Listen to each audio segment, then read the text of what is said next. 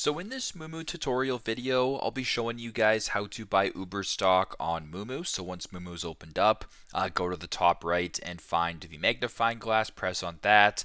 At the top, type in ticker symbol. It's pretty self-explanatory. Uber, UBER, Uber Technologies, go ahead and press on that.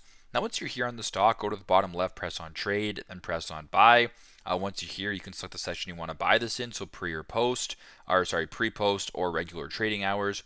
You can change the order type from limit to market or market to limit if you want. And right below, you can type in the quantity. So if you wanted 2 shares, for instance, the price tag will be below. And if all looks good, you want to proceed with the transaction, press on buy, and then follow the steps. So very simple, super straightforward. That is how to purchase or how to buy Uber stock on Moomoo. Thanks again for watching, and I hope this video helps.